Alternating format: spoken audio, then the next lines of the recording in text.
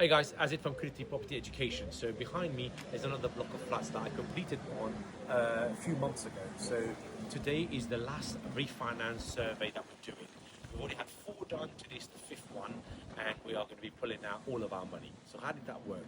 So this is a block of 5 flats that I purchased for, and if you look at some of the other videos that I've put on about this one, it came to me because somebody at the last minute pulled out because there was some nuance around planning or lack of planning, they thought, and because of that I said fine, I'll take it and I'll try to fix the planning issue.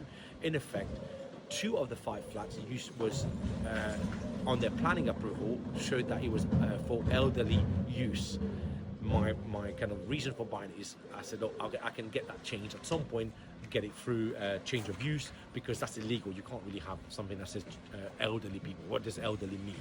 Anyway, so I purchased it, and the purchase price was £350,000 for 5 flats, and I was able to get 90% of the purchase price as a loan. So I got £302,000 on the bridge. So that means I only needed £48,000 in this case to buy this block of flats.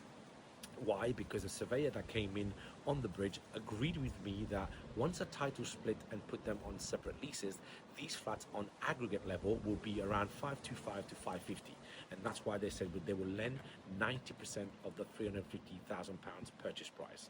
True, 3-4 months down the line, we've started to now refinance. We've done the refurb.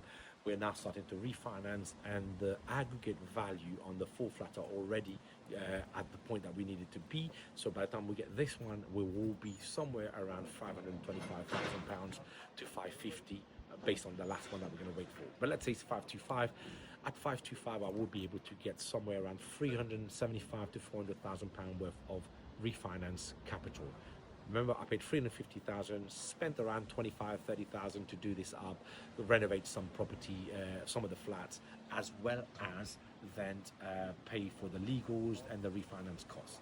So now I'm going to ask you to have a look around with me, and I'll show you the outside. We're not going to go inside this one, but there's lots of videos that I've talked about in the past that will show you what the flat looks like. So you can see the corner here, you've got flat 1, flat 2, and then at the back here, you've got 3 more flats in that front section. That would have been the original building at the time, and then over time the owner built this extension here to house another 2 flats. So that's why you've got 5 flats. You've got a shared driveway here with, if you spin around, you've got 5 car park spaces.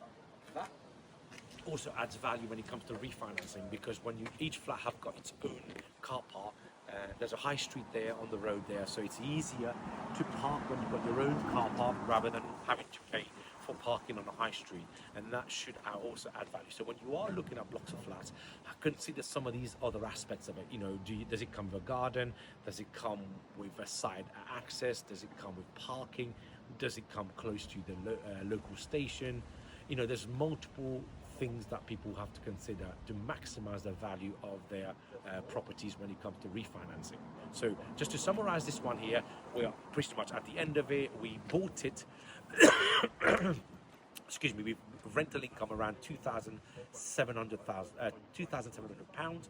We're now at full occupancy, increased all the rents up, and we're now from £2,700 to around £3,500 per month. So that's an £800 increase in value. So when you think of a business in business terms, you can actually see that the increase in income has improved. And if you were running a shop, you increased your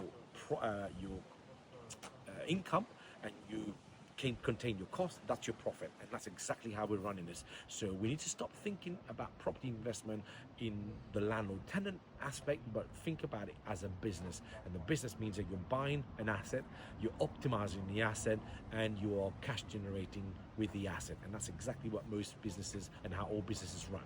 So start changing your prism of how you see property investment. Think of a business rather than just landlord and tenant, and you will be able to get on the way to growth. Thanks for watching, and I'll see you in the next video.